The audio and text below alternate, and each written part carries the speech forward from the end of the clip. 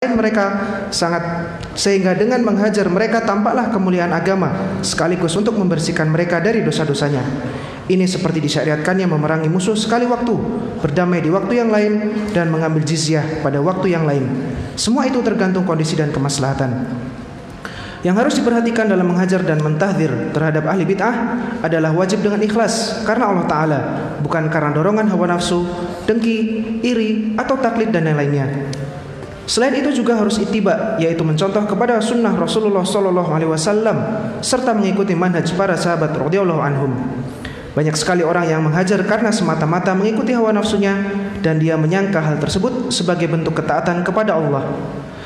Kaidah dalam hajar bahwa dalam menghajar harus melihat kepada maslahat dan mafsadah dan bertanya kepada ahli ilmu yang dalam ilmunya agar dia tidak berbuat zalim kepada saudaranya sesama muslim.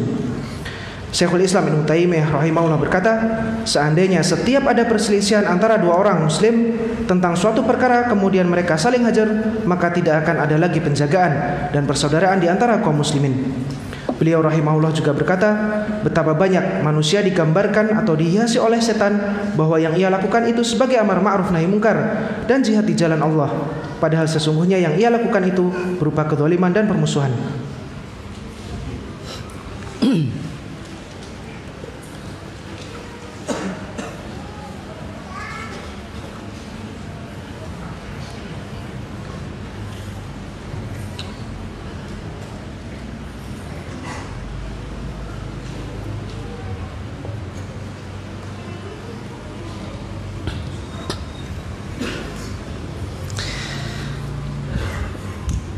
Pernah suatu hari di perang Tabuk, 3 orang sahabat Nabi yang kita paling kenal namanya Ka'ab bin Malik. Antum bisa lihat di paragraf paling awal. Syekhul Islam Ibnu Taimiyah rahimahullah setelah menyebutkan kisah Rasulullah yang menghajar Ka'ab bin Malik dan 2 orang temannya, kelihatan?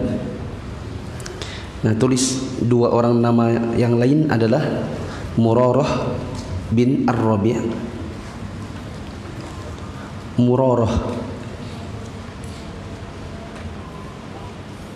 bin Ar-Rabi'.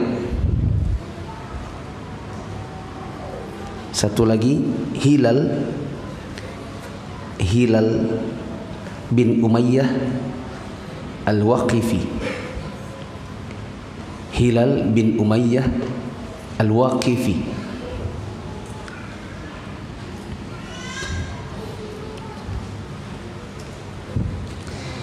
Kalau saya perhatikan cara belajar antum itu modelnya macam-macam. Tidak ada yang benar, tidak ada yang salah, ya. Tapi mana yang efektif, mana yang tidak.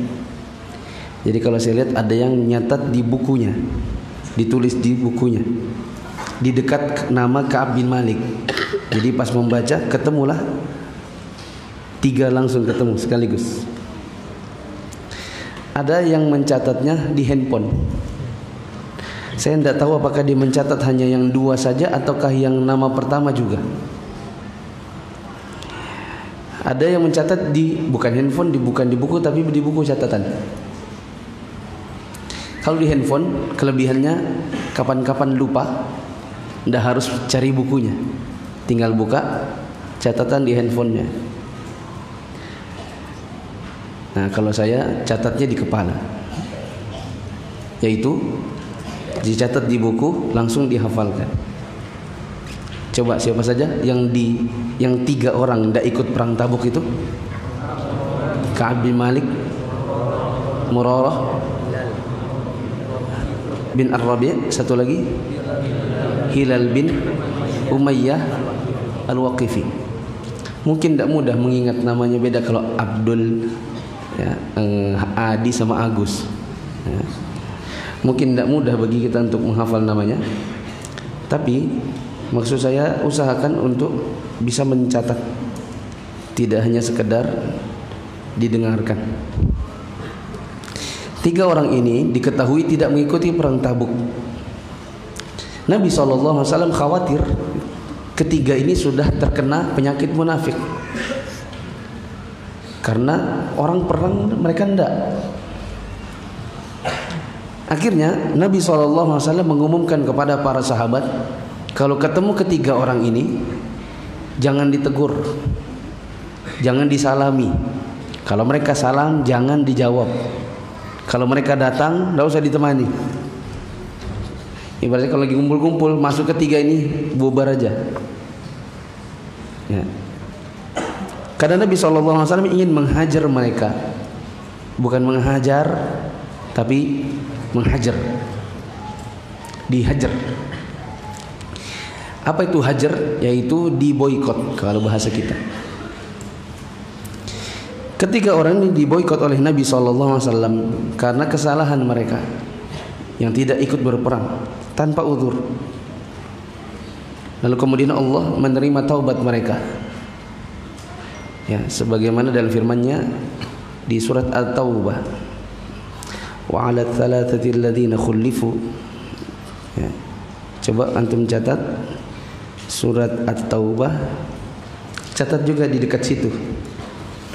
Pengumuman diterima taubatnya ketiga orang ini ada di surat At-Taubah. Tunggu. Ayat 118.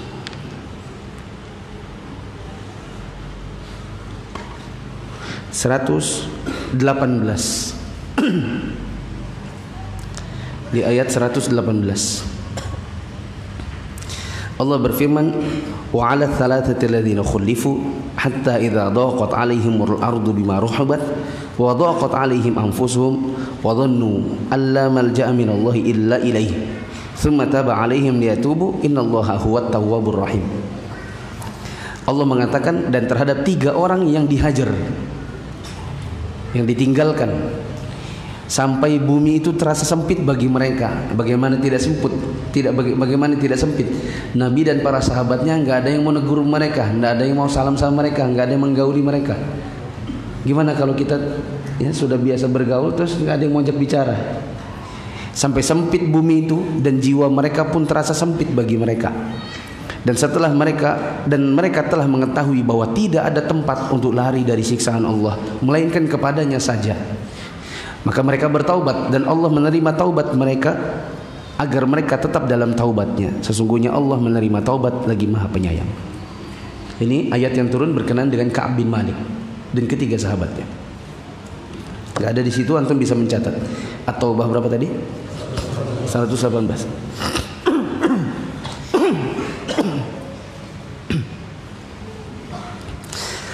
Kejadian menghajarnya Nabi kepada tiga sahabatnya sendiri ini dijadikan oleh para ulama sebagai dalil bahwa di dalam Islam itu ada yang namanya syariat boikot. Kepada siapa boikot itu diterapkan? Tentunya jawabannya ada kaidah. Tidak semua orang dan tidak setiap keadaan. Yang diterapkan oleh para ulama kita adalah memboikot kepada orang-orang yang mereka diketahui memiliki penyimpangan dalam pemikiran mereka dan mereka mendakwahkannya. Catat itu, mendakwahkannya. Gak ada di situ ya. Catat di benak antum, catat di hati antum. Artinya ada sebagian orang yang punya penyimpangan tapi mereka tidak mendakwahkannya. Misalnya karena syubhat atau karena kejahilan, karena keawaman. Maka orang yang begitu tidak diboikot. Yang diboikot hanyalah orang-orang yang mendakwahkannya. Makanya tadi di akhir paragraf pertama di baris ke 1, 2, 3, 4, 5, yang di 5, baris kelima dari paragraf pertama, baris kelima terakhir maksud saya, penulis mengatakan yang dihajar adalah orang yang mengajak kepada bid'ah. Sebab hajar itu adalah salah satu jenis hukuman, dan hukuman itu hanya diberikan kepada orang yang terang-terangan melakukan maksiat, baik perbuatannya maupun perkataannya. Maka jamaah yang dirahmati Allah, kalau kita dapati di lingkungan kita ada orang yang memang menyebarkan bid'ah, maka di antara syariatnya adalah memboikotnya. Tapi nanti ada kaidah yang akan saya sebutkan belakangan. Kenapa harus dipahamkan bahwa ini adalah syariat? Karena sebagian orang kepada ahlul bid'ah, mereka seperti tidak seperti tidak ada masalah. Ada orang mau nyembah kubur, enggak masalah. Kata mereka enggak masalah, itu kan keyakinan masing-masing. Kalau keyakinan masing-masing ya dihormati saja. Padahal harus diterapkan yang namanya boikot, hajar ahlul bid'ah. Sudah kita sebutkan di beberapa kali majelis ini, saya katakan karena kalau tidak diboikot nanti dia akan terus-terusan begitu. Apalagi kalau dia mengajak kaum muslimin. Sementara kita tahu datang ke kubur, minta-minta di sana itu apa? Syirik. Ini bukan enggak ada masalah, harus dipermasalahkan. Tidak benar kalau kemudian kita justru mengatakan ya sudahlah, hormati saja. Kalau begitu di mana nahi mungkar? Karena di dalam dakwah ini ada dua sisi yang harus ada pada seorang dai. Ada amar ma'ruf, ada nahi mungkar, ada ngajak kebaikan, ada mencegah kemungkaran. Kalau di sekitar kita sudah jelas ada orang melakukan kemungkaran, dia ceramah di atas di mimbar atau ceramah di pengajian-pengajian, kita dengar dia bilang nanti kalau datang haulnya guru anu, nanti kita datang semua, insya Allah semua dapat rahmat karena guru anu itu wali. Anda bisa berdoa nanti kalau dia datang di kumpulan kita, nanti kita bisa minta, nanti dikabulkan. Khurafat, tahayul, wasyirik. Yang seperti itu tidak boleh ditoleransi karena nanti umat akan tersesat. Nah, kalau kita ketemu dengan orang seperti itu, boikot. Dengan cara kalau dia memberi salam maka tidak diajak salam, tidak dijawab salamnya. Kalau dia mengajak bicara maka tidak didengar sama sekali. Tapi catatannya masih ada kaidah setelahnya ya. Ada kaidah setelah ini. Jangan langsung ditelan bulat-bulat begitu ya. Adapun yang tidak mendakwahkan maka tidak. Misalnya tetangga, teman di kantor, keluarga, orang tua. Mereka punya keyakinan seperti itu. Misalnya kita bilang, "Mak, ngapain sih Mak? Mama hobi betul di akhir Sya'ban mesti ke kuburan." Dia bilang, "Iya, itu kan dalam rangka menyambut bulan Ramadan tuh harus begitu." Terus banyak khurafat-khurafat yang dia sebutkan. Sekarang kalau kita hajar mama kita, gimana? Assalamualaikum nak. Nak, assalamualaikum. Diajak bicara, makankah? Sekalinya dia bilang lapar dah. Kalau kita hajar bapak kita gimana? Lantaran bapak itu melakukan bid'ah. Padahal dia bukan mendakwakan, dia itu cuma dengar-dengar dari orang, diamalkannya. Kan begitu kan kebanyakan orang tua kita, ya atau enggak? Atau kebanyakan antum dahulu? Ngaku aja. Dulu kan kita begitu, betul-betul karena dengar orang. Dulu sama di sekolah dikatakan begini, besok ada peringatan Isra Mi'raj, harus datang, ini bukunya, harus ringkas, terus minta tanda tangan sama penceramahnya, ya tanda. Kalau enggak beda kita sudah umurnya. Ya. Terus kita dengerin. Nah dari situ kan mulai sedikit-sedikit dapat ilmu, tapi ilmu dalam tanda kutip, tidak jelas datang dari mana, tidak jelas riwayatnya. Katanya itu dulu Adam turunnya di Aceh, Hawa turunnya di Jeddah, ketemunya di Jabal Rahmah di Arafah.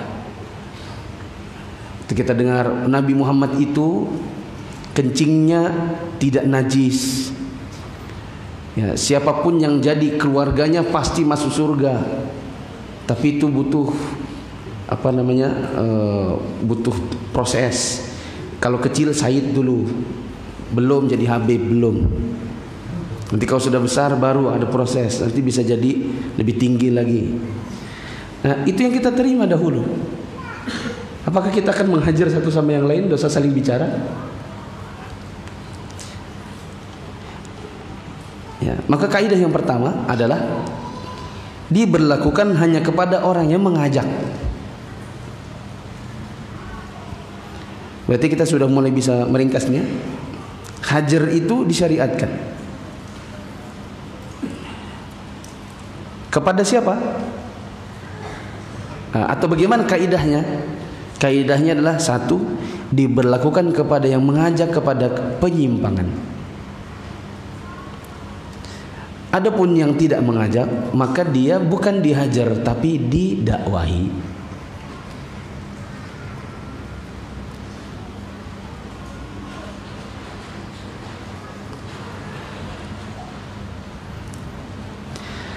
Oh, catatan sebelum kaidah bahwa hajar itu disyariatkan. Artinya tidak boleh menolak total, tidak boleh juga tidak boleh menolak secara total, tidak boleh pula menerapkannya secara total.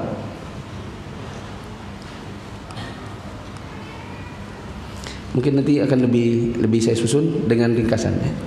Kaidah yang kedua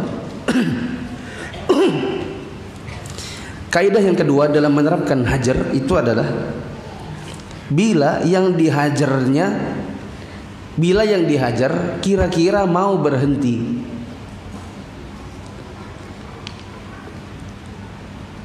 Bila yang dihajar kira-kira mau berhenti.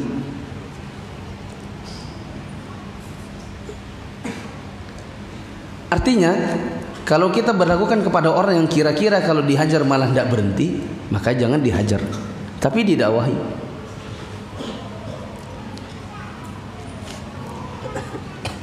Ya, sering saya kasih contoh, misalnya orang tua kita punya keyakinan di rumah.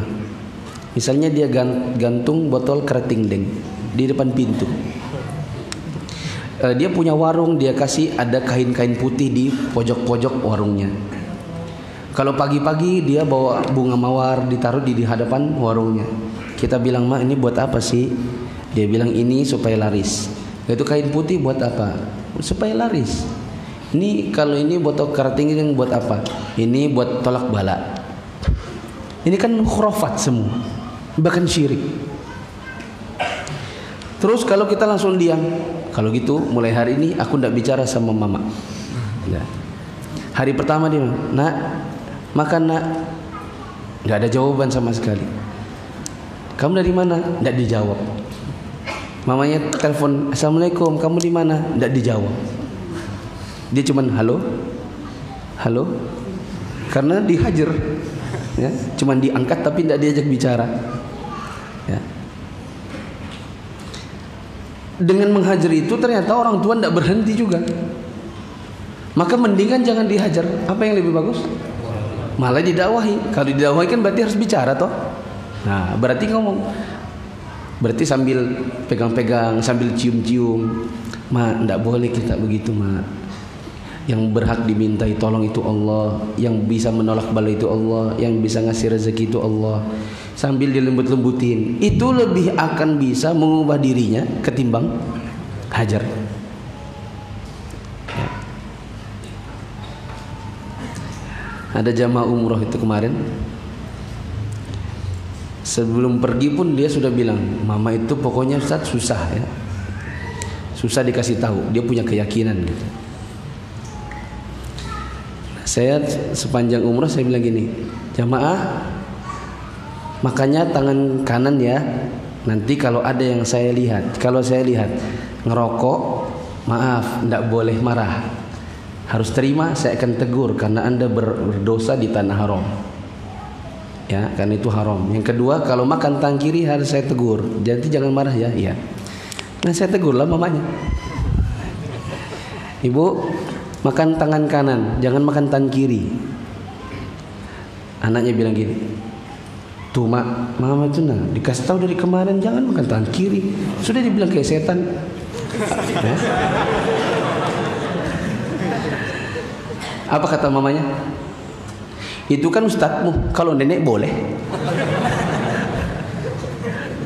Maksudnya kalau makan tangan kiri menurut nenek boleh. Itu keyakinannya dia. Nah, di penghujung umrah maka saya tanya sama dua bersaudara ini, "Kapan terakhir kali antum cium mama antum?" Yang satu bilang, kapan ya? Yang satu ketawa-ketawa aja. Saya bilang, Lebaran terakhir kali. Iya kali ya. Iya kayaknya. Alias iya. Itu pun kayaknya. Gitu. Terus saya bilang, bagaimana mau antum bilang sama saya, mama itu susah? Menurut saya, antum berdua yang susah. Karena ini ibu kandung.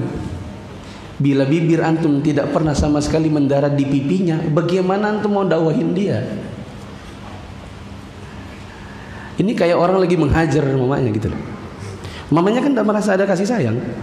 Jadi kalau dikasih tahu, ya kamu, saya. Coba beda kalau begini kan didekatin. Ini ya. Dipegang gini. Terus dicium-cium. Mamaku sayang, makan tangan kanan. Ini mama yang dari tadi kesetan, ya. Nah, kalau ada kelembutan, maka mungkin dia akan lebih mudah untuk berubah. Sekarang berarti kalau seandainya ada orang mau kita hajar, tapi perkiraan kita semakin dihajar semakin jauh, mendingan jangan dihajar. Tapi dia apa kan? Didakwahi.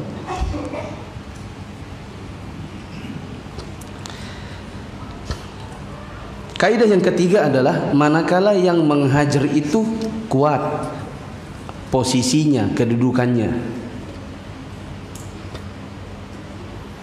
Manakala yang menghajar itu kuat posisinya atau kedudukannya.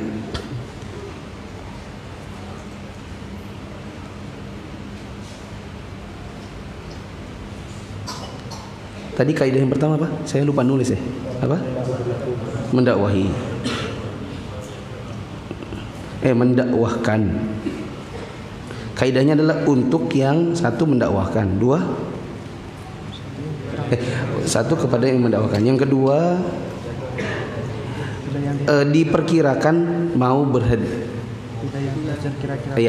Diperkirakan akan berhenti.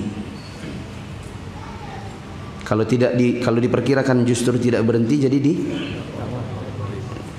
didakwahi, yaitu dilembuti. Yang ketiga tadi barusan apa? Yang menghajar kuat posisinya atau kedudukannya. Kalau ternyata dia yang lemah, maka jangan menghajar. Misal, dan ini yang terjadi di banyak orang yang tidak mengerti tentang kaidah hajar. Dia tinggal di kampung. Orang kampung itu tidak ngerti sunnah. Agama Islamnya itu cuma turun temurun. Jadi cuman kalau ke masjid itu cuma dikenal Idul Fitri, Idul Adha, Jumatan, Isra Mi'raj, Maulid Nabi, sama apa yang tanggal 17 Ramadan itu? Nuzul Quran. Sama peringatan tahun baru Hijriah. Itu keyakinan orang-orang di sana. Nah, dia ini pulang dari kuliah misalnya, pulang dari Madinah, nyampe di kotanya kembali. Dia ceramah, nggak ada yang dengarkan. Dia bilang ini dilarang, nggak ada yang dengarkan. Terus dia bilang gini, kalian semua akan kuhajar mulai hari ini. Sementara dia sendiri. Pertanyaan, sebenarnya kalau di sebuah lingkungan sosial, yang sendiri itu sebenarnya secara umum lebih lemah atau lebih kuat? Lebih lemah. Maka kalau ternyata sampai di sana yang ada antum nggak pernah salam sama orang di sana, ada orang salam sama antum tidak jawab, malah yang ada antum salah. Boikot antum tak sesuai kaidah. Boikot antum hajar ngawur. Karena kaidahnya hajar itu adalah yang menghajar kuat kedudukannya. Misal terbalik nih, ini kampung sunnah. Datang satu orang, datang situ ngerokok, kemudian bermusik, istrinya keluar nggak pakai jilbab. Dia dalam posisi lemah, dia salam nggak ada yang tegur. Terus lama-lama dia tanya, kenapa sih aku di sini? Apa salahku? Aku datang ke sini orang baru, tidak ada yang negur. Sedihnya pang. Maka ada yang bilang, kenapa tidak ada yang tegur? Mungkin kamu pertama, kamu ngerokok haus gitu. Nah orang kan mungkin tidak suka. Nah terus kan dakwahi. Contoh yang lain misalnya, Yang lemah itu orang tua secara umum ya. Kepada misalnya siapa itu? Dafa ini anak SMP. Misalnya bapak ibunya belum ikut kajian sunnah, dia pulang yang tiap hari minta uang jajan sama mamanya. Pertanyaan, kalau bapaknya belum ikut sunnah, jadi yang harus dia terapkan itu boikot bapak mamanya atau mendakwahi. Kenapa? Dia yang lemah. Ya tidak? Pulang-pulang, Dafa dari mana? Dafa makan. Diam aja. Enggak. Terus ditanya mamanya, kenapa sih kamu pulang-pulang pengajian kok berubah? Bilang, iya mama, karena mama belum sunnah ternyata. Gitu. Kata mamanya, ya sudah, kalau kamu tidak mau, tidak usah minta uang. Harus minta uang pagi-pagi. Gitu.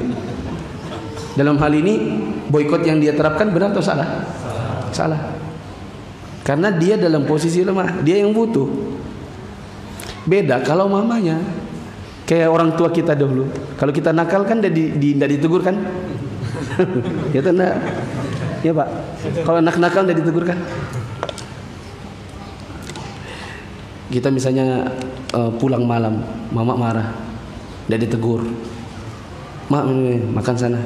Mak, enggak. Mak, mama kenapa sih? Kan lama-lama kita yang merasa, aduh, tidak enak. Kalau kita nakal, bapak marah, tidak dikasih uang. Terus kata mama, coba kamu ini ambil hati bapak. Coba kamu sikatkan dulu sepatunya. Ya, coba kamu cucikan dulu motornya. Nanti kan lama-lama dia kan luruh hatinya. Ya tidak? Kalau kita bilang biar aja, aku boikot bapak, bagaimana? Ya. Makanya jamaah yang dirahmati Allah, waktu di zaman Nabi dulu, Nabi itu sebagian orang dihajar beliau, sebagian orang didakwahi oleh beliau. Tidak semuanya dihajar. Tidak semua orang kafir musyrikin dihajar oleh beliau. Tidak semuanya diperangi. Ada juga yang dikasihi. Ya, pemuda Yahudi dikasihi, waktu dia mau meninggal didatangi. Ya, bukan dihajar. Misalnya, ya Rasulullah, itu loh si fulan Yahudi itu, yang pemuda itu sudah mau meninggal, biar aja mati aja gitu. Enggak, beliau datang kemudian didakwahi, ditaklukkan hatinya. Sebelum dia wafat, dia sempat mengucapkan syahadat. Ini menunjukkan bahwa ada orang kafir yang dikasihi oleh Nabi.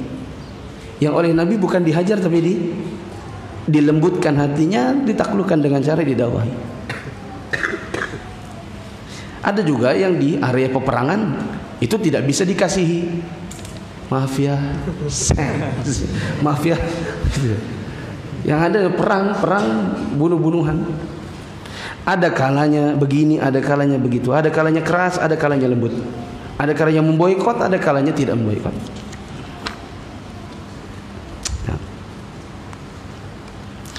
Yang keempat, kaidahnya adalah ikhlas karena Allah, bukan karena nafsu.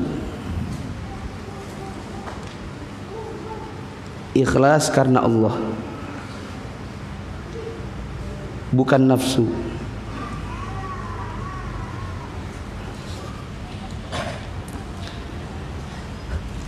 Tahdirannya atau hajarnya Nabi kepada Ka'ab dan dua temannya itu betul-betul karena Allah. Beliau mau agar ketiganya bertaubat. Beliau mau ketiganya terhindar dari sifat munafik. Jadi tidak menjawab salamnya, tidak mempergauli mereka, itu betul-betul niatnya supaya mereka kembali kepada Allah. Adapun hajar yang niatnya bukan karena Allah, tapi karena nafsu, maka ini adalah hajar yang tidak pada tempatnya. Misalnya hajar sesama teman pengajian, ya. Lantaran misalnya berebutan akhwat, yang tadinya itu teman dekat, lama-lama kok tidak pernah teguran. Kalau ada dia mending pergi gitu. Kan ada yang tanya gitu, "Akhi, kenapa antum kalau sekarang ini Anda perhatikan kalau datang fulan kamu mesti pergi. Kalau disebut namanya itu kamu kayak dengar setan gitu." Dia bilang, aku boikot dia, aku hajar. Kenapa hajarnya? Iya, soalnya dia kemarin sudah datang ke rumah bapaknya si fulana. Itu karena apa jadi berarti? Karena nafsu, bukan karena Allah. Beda kalau begini, kenapa kamu kalau sekarang tidak pernah dekat lagi sama si fulan? Iya, ana menghajar, memboikot dia. Kenapa? Iya, sebenarnya dia di belakang itu selama ini ngerokok diam-diam. Dia tuh pacaran islami sama akhwat, umi abian sama fulana. Ana sudah kasih tahu, akhi itu nggak boleh. Antum kan ngaji sama ustadz sunnah, ustadz salaf. Masa antum kayak gitu? Dia bilang ya enggak apa-apa kan, yang penting kan itu ada khilaf ulamanya. Gitu.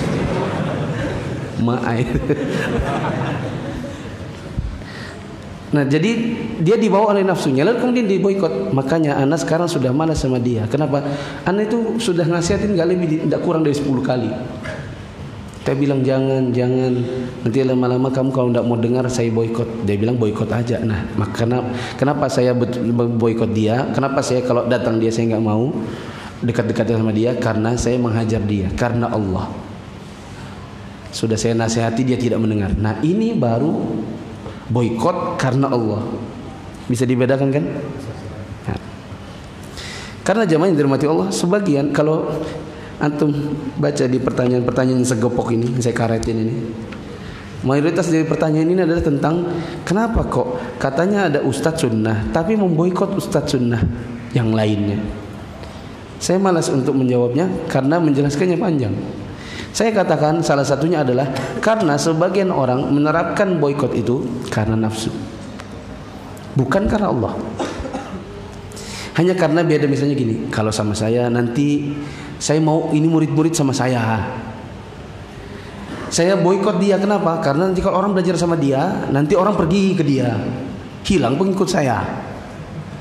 Paham nggak? Itu nafsu atau Allah? Nafsu. Karena di dalam dakwah itu jamaah bukan saingan. Kalau antum ikhlas di dalam dakwah itu ada yang seperti antum posisinya, maka dia itu partner, bukan kompetitor. Bila ada seorang ustadz berdakwah, ada ustadz yang lain yang dikenal pemahamannya lurus, akidahnya lurus, fikihnya bagus, ilmunya bagus, maka itu datang, dia itu partner, bukan apa? Bukan kompetitor. Lah kalau begini, wah ngaji semua sama dia, pindah semua. Wah gimana ya caranya supaya orang bersama saya? Itu namanya memperlakukan dia sebagai apa? Kompetitor. Itu ikhlas atau tidak? Itu tidak ikhlas namanya. Itu namanya cari massa. Apa yang mau antum harapkan dari massa yang banyak itu? Apa yang antum mau harapkan? Antum dianggap terkenal, dianggap punya pengikut yang banyak, bahwa antum ustadz yang hebat, bahwa kalau antum punya dagangan bisa jadi banyak yang beli, gitu. Dakwah itu kalau ada sejenis kita, maka kita berarti bahu membahu sama dia. Ya, bahu membahu. Ada yang seperti saya, ada ustadz yang ngajar juga, alhamdulillah, berarti berkurang beban saya. Yang saya tadinya harus mendakwahi 2000, datang dia pindah ke sana 1000, jadinya beban itu di sharing gitu. Akhirnya berbagi beban, saya cuma 1000 kamu 1000, malah enak. Ya atau enggak? Nah, sebagian orang itu menghajar saudaranya yang lain, sesama dai sunnah, itu karena faktor nafsu. Dan yang salah di sini bukan manhajnya. Catat, yang salah bukan manhajnya. Karena manhaj Ahlussunnah ada manhaj yang hak, yang benar, dibangun di atas dalil. Adapun orangnya kadang-kadang dibawa dengan nafsu. Misalnya ini satu pondok, ustadznya 10, yang punya pengaruh 2. Terus yang satu menghajar yang satu, keluarlah ustadznya. Ditanyalah murid-murid, ustadz kenapa kok berhenti, tidak mengajar lagi? Tidak apa-apa akhi, insya Allah saya mau dakwah di tempat yang lain. Setelah digali, rupanya dihajar sama ustadz yang satu lagi. Ketika digali, ditanya pada hatinya, kenapa si ustadz antum menghajar dia? Jawabannya, soalnya saya mau apapun keputusan saya. Kalau ada dia, suaranya jadi 2. Saya mau apapun dengan saya. Saya yang ngatur semuanya. Tapi kalau ada dia susah, karena ustadz-ustadz yang lain lebih suka sama dia. Jadinya akhirnya menghajarnya karena apa? Nafsu. Maka yang di sini disebutkan hajar, boykot. Kaidah yang keempatnya adalah harus dibangun di atas ikhlas karena Allah, bukan karena nafsu. Makanya disebutkan di sini banyak sekali orang yang menghajar karena semata-mata mengikuti hawa nafsunya dan dia menyangka itu adalah ketaatan kepada Allah. Saya ini banyak yang menghajar. Ya, menghajar saya banyak. Di antaranya misalnya karena saya dakwah pakai video. Maka dihajarlah, jangan belajar kepada muflih. Kenapa tidak boleh? Bahkan yang menghajar saya itu salah satunya yang dulu pernah belajar juga dari saya. Jawabannya karena dia suka nampang di media sosial. Kok bisa? Iya, semua kajiannya pakai live begitu. Itu kan tidak ikhlas namanya. Nuduh berarti. Tahu dari mana antum ikhlas tidak ikhlas dilihat dari nampang dan tidak nampang? Karena ada orang siaran dengan videonya, satu pengen memang banyak like dan subscriber memang. Ada orang kepengen sekali kajian yang hadir jadi banyak.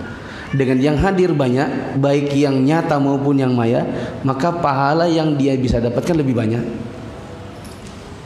Dengan banyaknya orang, dia berkalkulasi soal jumlah pahala, soal jumlah unta merah yang akan dia dapatkan di hari kiamat. Karena Nabi SAW mengatakan apa? La ahdiyallahu bika rajulan khairun laka min humrin na'am. Kalau engkau menjadi perantara ada orang dapat hidayah, maka setiap kepalanya kau mendapatkan pahala yang lebih baik daripada apa? Unta merah. Dia berkalkulasi. Misalnya dia pulang dilihatnya, oh tadi yang nonton 2000, ada 2000 unta merah. Semoga dari 2000 unta merah ini 100 darinya adalah unta-unta baru. Yang tadinya nggak kenal sunnah, yang tadinya nggak ngerti agama, setelah dia dengerin di live, oh bagus juga ini misalnya. Wah ini cocok nih kayaknya, pakai dalil nih. Ini nggak pakai nafsu nih, coba didengin. Besok di like-nya, habis di like-nya besok Rabu depan ditontonnya lagi, ditontonnya lagi. Lama-lama dia dengar sunnah. Lama-lama dia jadi sunnah. Kalkulasinya itu kalkulasi pahala, bukan semata-mata kalkulasi like, subscriber dan follower. Siapa yang bisa menjamin bahwa ini adalah pasti ikhlas, dan siapa juga yang berani menjamin bahwa ini pasti tidak ikhlas? Itu satu. Yang kedua, misalnya ustadznya itu nggak pernah pakai gamis. Saya pernah dengar sendiri. Ya, kalau di pondok kami itu semua ustadz itu pakai gamis.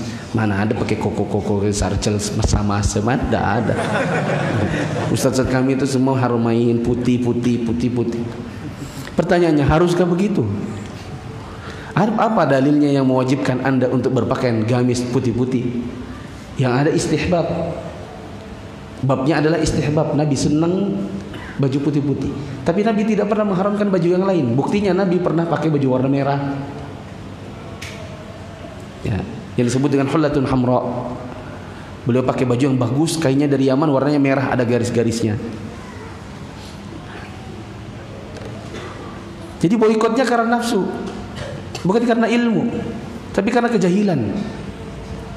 Yang tidak haram diharamkan, yang wasilah dianggap sebagai sesuatu yang terlarang misalnya. Ini contoh saja. Ya.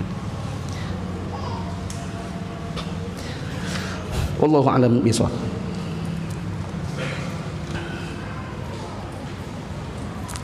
Nah, maka jamaah yang dirahmati Allah, saya coba ringkas apa yang kita bahas di bagian G, bagian terakhir ini. Kalau kita ketemu dengan ahlul bid'ah atau orang yang mengerjakan bid'ah dan mengajak kebid'ahan itu kepada orang lain, mendakwakannya, maka sikap kita adalah hajar. Apa itu hajar? Jawabannya boikot. Tapi nanti ada beberapa kaidah yang antum harus tahu, yang antum harus terapkan dalam penerapan hajar ini sendiri. Coba perhatikan. Yang jelas yang perlu dipahami pertama kali adalah hajar itu adalah syariat. Buktinya Nabi SAW menghajar teman-temannya sendiri 3 orang karena memiliki sebuah kesalahan yang mereka belum bertobat darinya. Diterapkan oleh Nabi kepada 3 orang ini. Siapa saja namanya tadi? Ka'ab, terus Murarah, satu lagi Hilal. Ketiga orang ini setelah diboikot oleh Nabi, terasa sempit dadanya, terasa sempit bumi di sekitarnya. Lama-lama akhirnya mereka taubat dan Allah terima taubatnya. Diumumkan oleh Allah penerimaan taubatnya di dalam surat At-Taubah ayat 119. Oh ya, mereka itu tidak ikut perang apa? Tabuk. Maka hajar ini sebenarnya syariat. Supaya apa? Supaya orang yang melakukan kesalahan kembali kepada Allah. Karena ada sebagian orang yang tidak mau melakukan hajar, maka ketemu dengan kuburiyun, ketemu dengan orang yang suka nyembah kubur pun bagi mereka seperti tidak ada masalah. Seperti itu bukan syirik, seperti itu bukan dosa. Ketemu dengan orang yang misalnya yang melakukan kebid'ahan bagi mereka biasa-biasa. Sampai-sampai mereka pun kadang-kadang mendatangkannya, disuruh masyarakat untuk mendengarkan mereka, lalu dengan mengatakan ambillah yang baik, buang yang buruk. Padahal untuk ahlul bid'ah penerapannya haruslah boikot. Begitu. Jadi ini syariat. Ya. Perlu diketahui juga bahwa boikot atau hajar itu punya kaidah. Karena dia kaidah berarti dalam penerapannya tidak boleh sporadis, tidak boleh sembrono. Karena sebagian orang ada yang menerapkan boikot itu sembrono, melanggar kaidah. Mamanya di boikot, bapaknya di boikot. Saya ketemu ada seorang pengusaha. Terus saya sebutkan nanti, kalau saya sebutkan usahanya apa nanti menjurus ke arah sana. Meskipun mungkin antum tidak kenal. Saya bertemu dengan seorang pengusaha pernah datang ke rumah saya waktu saya masih tinggal di Regensi. Datang, kemudian kita ngobrol. Akhirnya saya kenal namanya Fulan.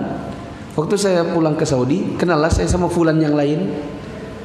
Ketemu di Jogja lagi sama si Fulan yang lain ini. Ketemu di Jogja, main silaturahim karena lagi liburan. Nah, saya ketemulah dengan bapak ibunya. Lalu dia tanya, tinggal di mana? Saya bilang di Balikpapan. Bergulirlah cerita, sampailah cerita bahwa Fulan yang datang ke rumah saya itu sudah hampir 20 tahun tidak pernah negur lagi mama, bapak, mertua-mertuanya. Kenapa? Karena dianggap beda aliran. Mama bapaknya semua nggak ada yang ditegurnya. Istrinya nggak boleh dilarang untuk telepon mama bapak. Jadi istri itu hanya bisa nelpon kalau tengah malam atau suami lagi nggak ada. Curi-curi. Karena kalau ketahuan dimarahin istri. Ya. Kenapa? Ini namanya menerapkan boikot dengan cara yang tidak sesuai dengan kaidah. Apa kaidahnya? Ada berapa tadi? 4. Sebutkan satu. Apa jemaah? Boikot itu hanya diterapkan kepada yang mendakwahkan. Adapun yang tidak mendakwahkan, yang harusnya dilakukan apa? Didakwahi, ditemani, dilembuti, supaya dia berubah. Yang kedua, yang dihajar kira-kira mau berubah. Tapi kalau seandainya diperkirakan justru tidak berubah, maka lebih bagus bukan dihajar, tapi dia apa kan? Didakwahi, dilembuti. Seperti misalnya kalau kasus tadi ikhwan tidak mau teguran karena dia misalnya tahu si fulan itu misalnya pacaran sama akhwat. Maka yang pertama kali tidak langsung ini, kamu pacaran ya? Iya. Langsung boikot. Tidak begitu. Tapi dakwahi dulu, ya akhi, kau antum begitu. Didakwahi. Lalu kalau perlu diancam.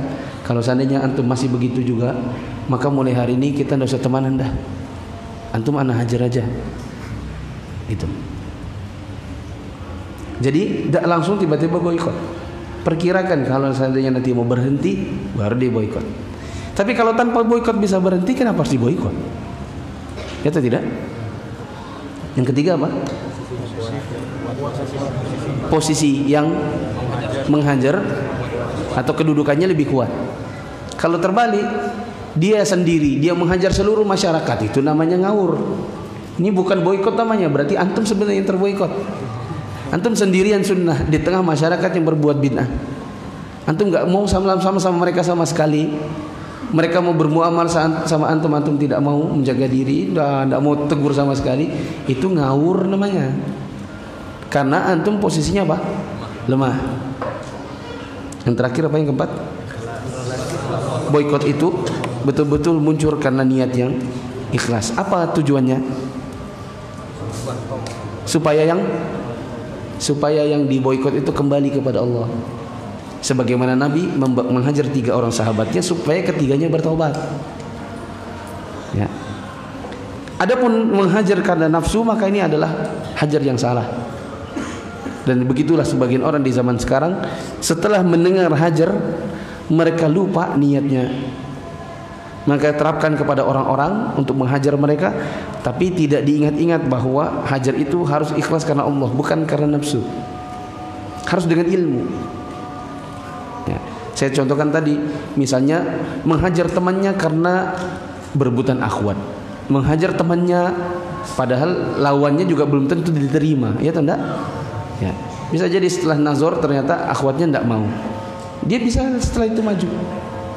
Nggak boleh nggak teguran sama orang gara-gara seperti itu. Menghajar temannya karena masalah muamalah, menghajar temannya karena hanya sesuatu yang sifatnya bukanlah masalah-masalah agama. Menghajar temannya karena sesama dai, karena nanti kalau dia tidak dihajar nanti orang akan ngikut ke orang yang dianggap bisa jadi kompetitor ini. Ya. Wallahu a'lam bishawab. Azan.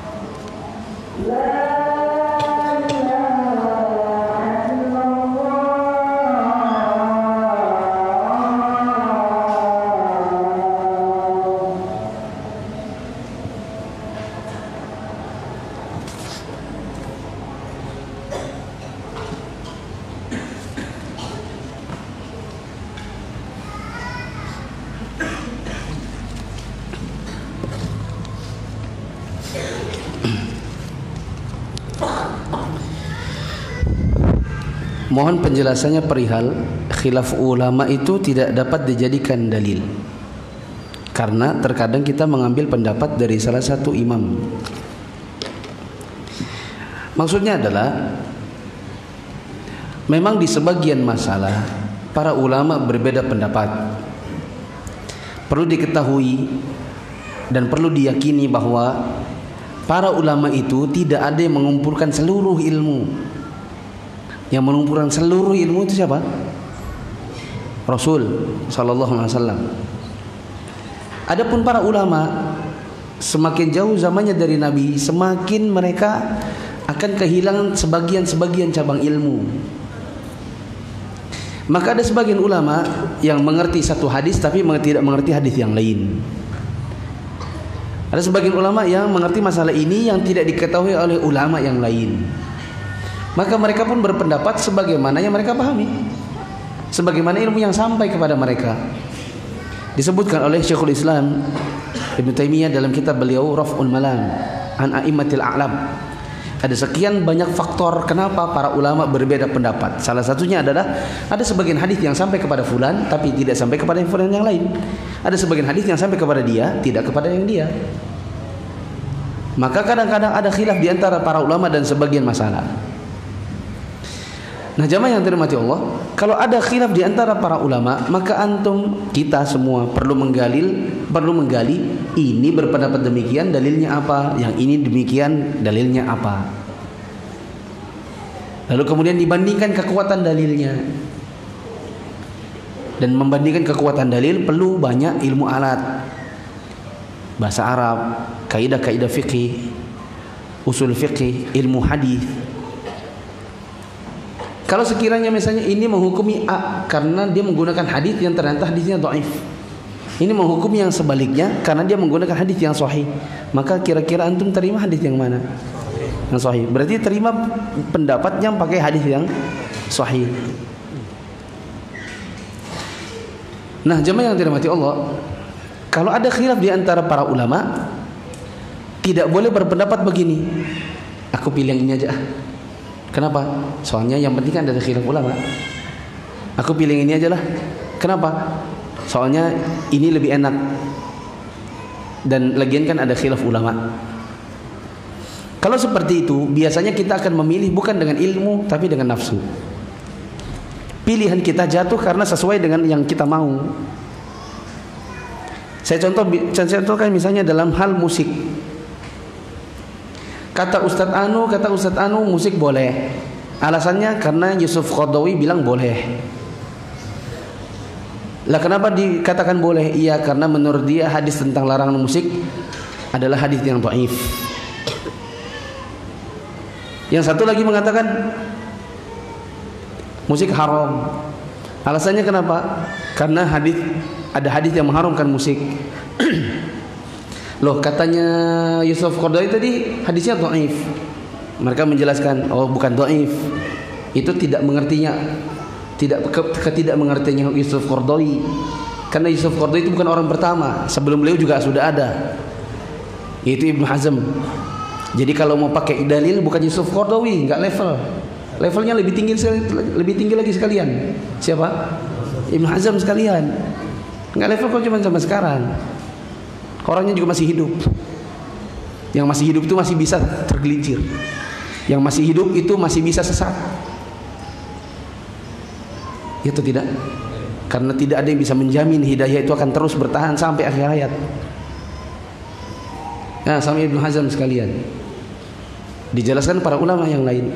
Loh, Ibnu Hazm kenapa menganggap hadisnya dhaif?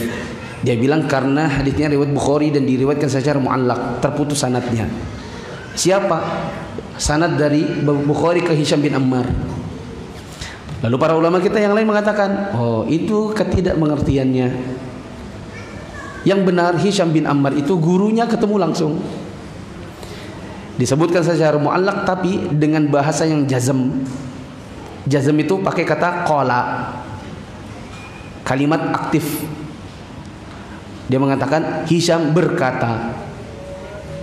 Maksudnya adalah Imam Bukhari dengar dengan telinganya sendiri, bukan dari telinganya orang. Dia dengar dengan mulutnya Hisham sendiri, bukan mulutnya orang. Dia bilang Hisham berkata. Dia dengar dengan telinganya dari mulutnya Hisham sendiri, karena memang gurunya. Beliau tidak mengatakan qila, dikatakan, diceritakan.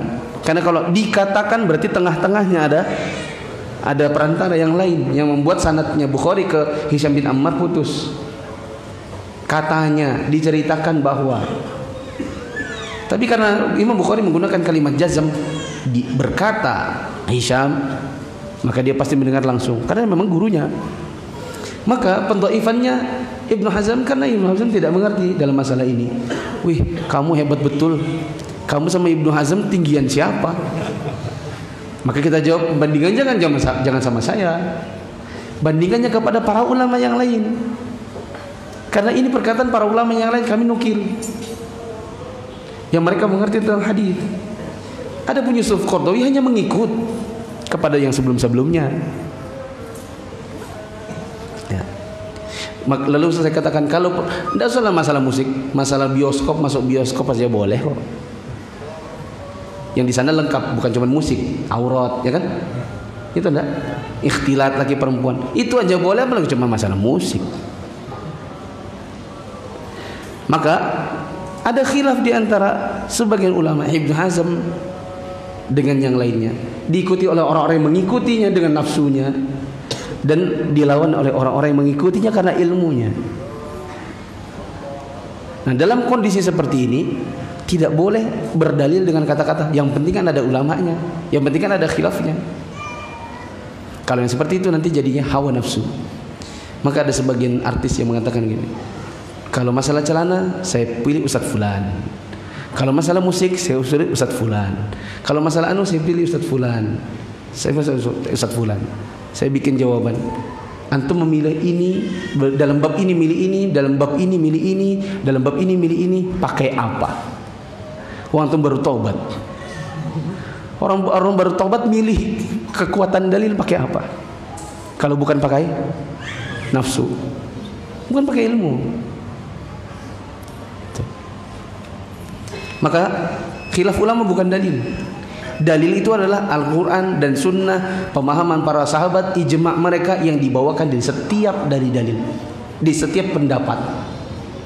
Ingat ya, pendapat ulama bukan dalil.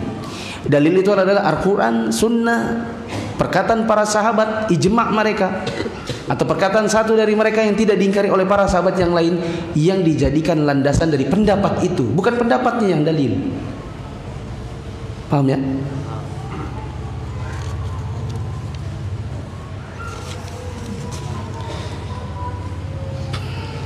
Boleh makan menggunakan tangan kiri. Apakah boleh makan tangan kiri bagi orang kidal karena kebiasaan sejak kecil? Jawabannya tetap haram. Antum kalau perhatikan, saya nulis pakai tangan apa? Ini dari kelas 1 SD. Saya tidak pernah makan dengan tangan kiri, bahkan susah. Kalau saya mau saya ambil sendok pakai tangan kiri. Ini karena tidak terbiasa, jadi langsung otomatis pindah ke kanan. Gitu.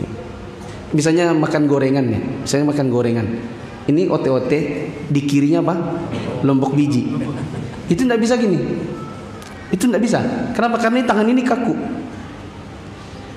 Jadi tidak bisa berdalil dengan karena kidal sejak kecil, nggak bisa. Harus ganti. Ya, makanya ada orang ditegur oleh Nabi SAW, pakai tangan kanan. Dia bilang, saya nggak bisa, kebiasaan. Ya, maka Nabi SAW mengatakan, mulai besok nggak akan bisa. Maka setiap dia ngangkat tangan kanannya nggak bisa. Ya. Jadi tidak boleh berdalil dengan kebiasaan. Kebiasaan itu bisa berubah.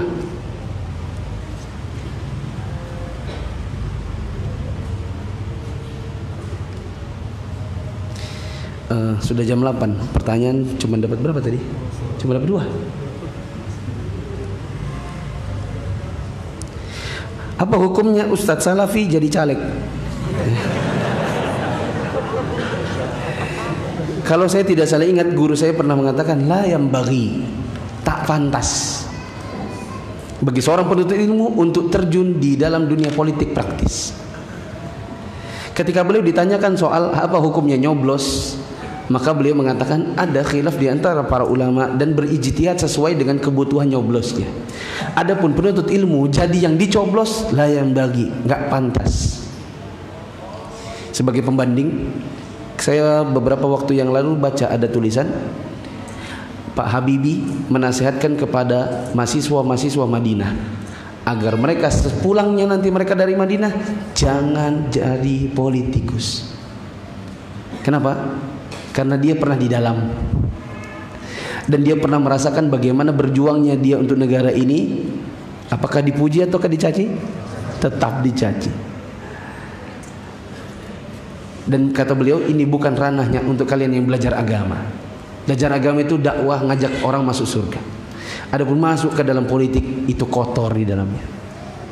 Ya, maka saya katakan, ustadz mau salafi nggak salafi, jadi caleg itu tidak pantas. Ya. Subhanakallahumma wa bihamdika